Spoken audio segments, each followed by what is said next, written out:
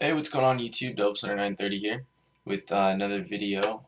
Sorry I didn't upload one yesterday. I just super busy. Last couple days, well, not last couple days, probably like last 7 or 8 days, I have been working on the reset glitch hack, and I have to say that it is definitely a big pain in the ass. Um, I'll talk about that. That'll be most of my video, but first let me get through everything else I don't forget. If anyone knows of any good screen capturing software for recording videos of what's on the screen, please let me know. So far, I have tried, where's it at? Cam Studio, which isn't working for some reason. When I record really short screen videos, it works fine, but once it gets into a couple minutes, it says unable to capture audio or something like that, and it just fails, and I don't get the video or the audio. Um, on because I used to have a Mac, and that's what I used before this, and I would use QuickTime, which works really good, but for whatever reason in QuickTime on Windows, because it's an Apple program, isn't letting me screen capture, so I don't know what the deal is with that. Also, if anyone can recommend video editing software, um, because I don't need anything too crazy, just something where I can kind of like cut and paste certain parts of the video and just keep things organized. On Mac, I was using iMovie? I believe it's called iMovie. So something similar to that. I don't know if there is something similar for Windows, but if there is, and you'd let me know, I'd really appreciate that. What else? Oh, yeah. Another program was released. It was actually released the same day I released my other video, but a little later on, so I didn't catch it. It's called Xbox Backup Creator version 2.9 build 0345. Not exactly sure what it does, but I'm guessing that it probably takes your ISO files and you apply the patch and burn it to a disk. It's just a wild guess there, 'cause to be honest with you, I've never used it. And I didn't read too much up on it. I just briefly saw it, but I'll put like I did last time, I'll put a link in the description so you guys can check it out if you're interested in it. So when it comes to the new reset glitch hack,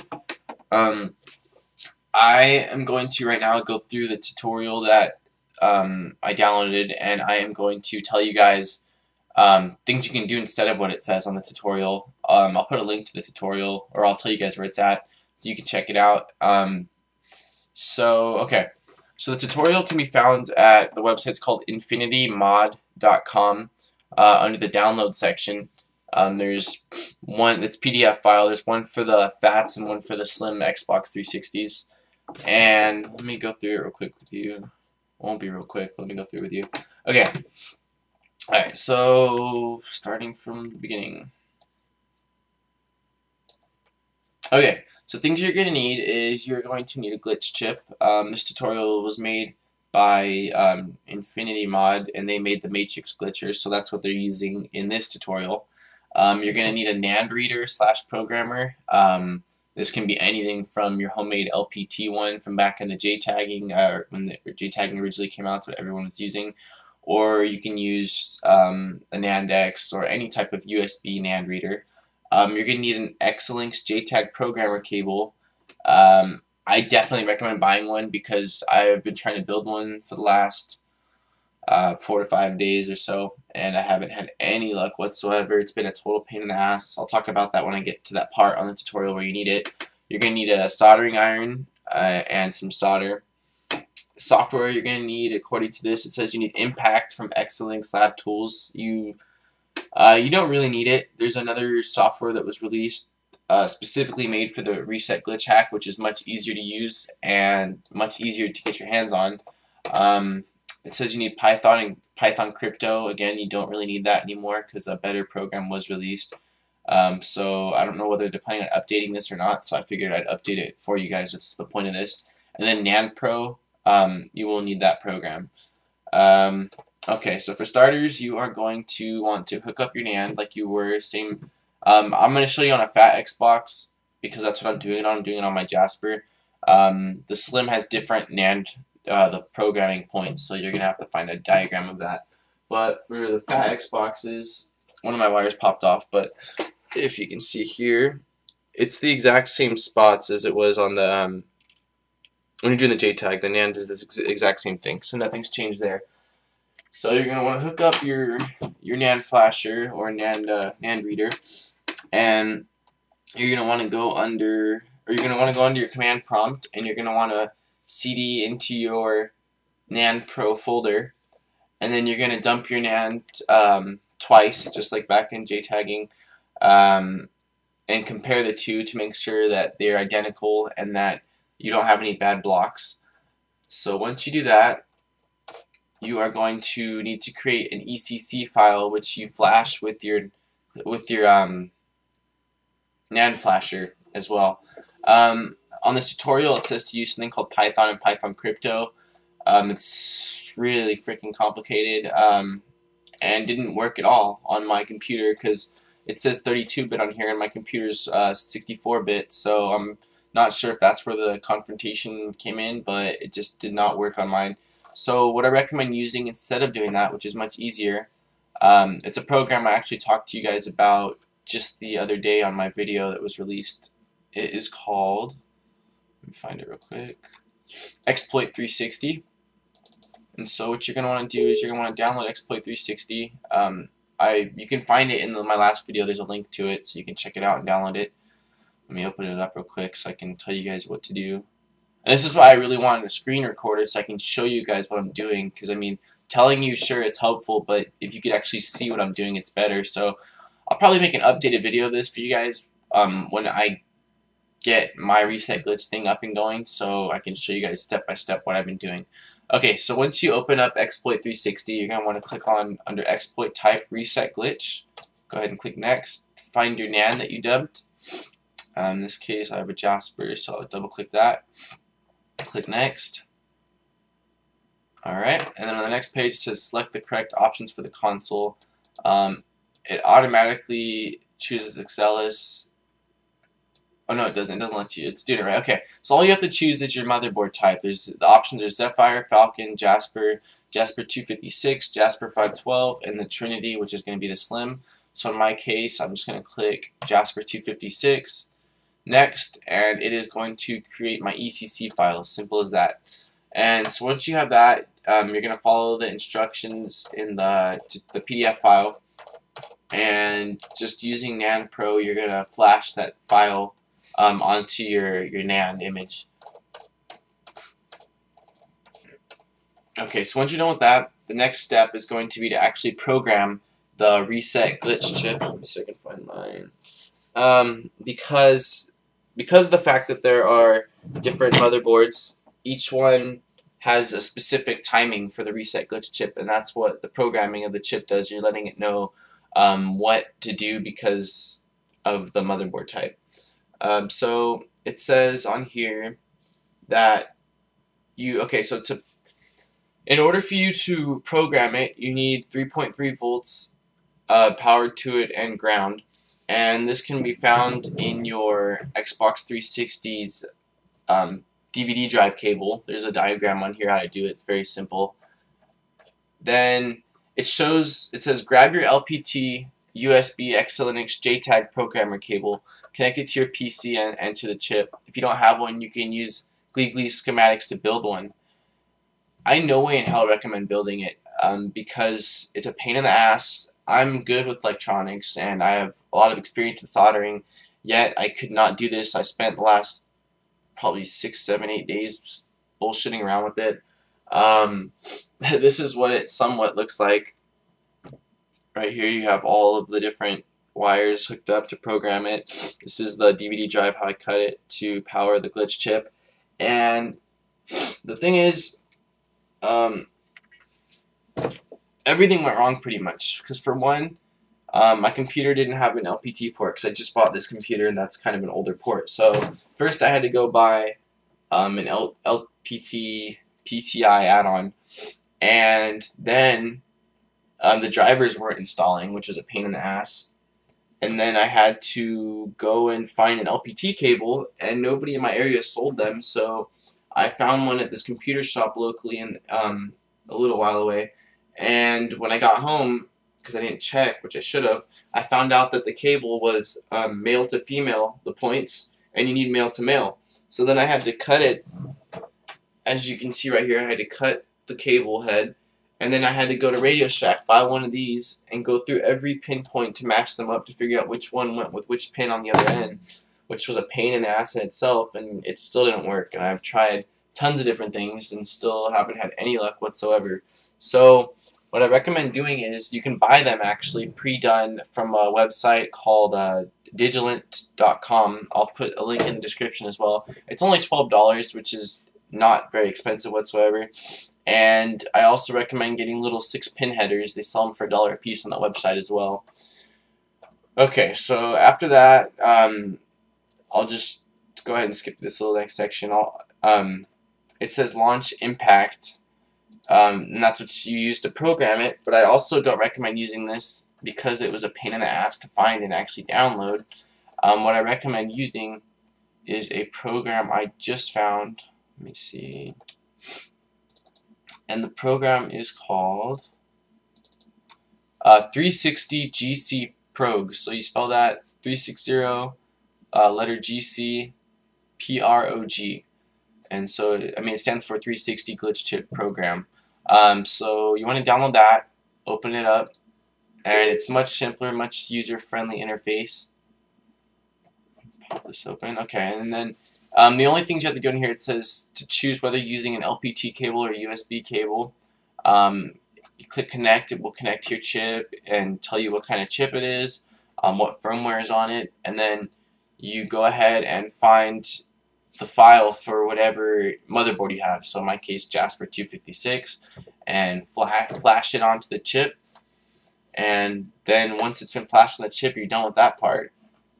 But I don't recommend desoldering the wires that you're programming with yet, because in case something went wrong, so you don't have to resolder them back on and reprogram it. I would wait until you actually have your Xbox powering up. So next step is going to be wiring. So just soldering the actual glitch chip onto the board. And then there's pictures of that as well on this whole on that website I was telling you guys about on infinitymod.com.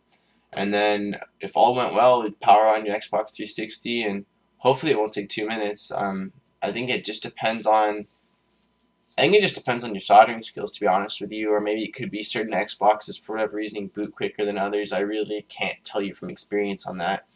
But yeah, that's about it. So it definitely seems like a pain in the ass. Like I said, I ordered that part on the internet yesterday, so hopefully by Thursday or Friday I'll have it, and by this weekend I'll have a video showing my finished reset glitch hack project. So no, that's about it really. When it comes to my other video, I said I was going to upload some footage from Battlefield 3, the beta version. I haven't gotten a chance because my brother has been just lagging it. He's been hogging up the HD PVR, so hopefully I have class tonight till late, but after I get off class I can see if I can snag it for a little bit. Also, I'm going to be working on a case mod for the Jasper that I'm trying to reset glitch hack. And oh yeah, I wanted to say that if you guys are planning on doing case modding, when you buy a Dremel or whatever you're going to use, I bought a Dremel, don't buy a knockoff Dremel, buy an actual Dremel, because I purchased a knockoff Dremel from eBay for, I think it was like 25 bucks. I didn't know the difference at the time.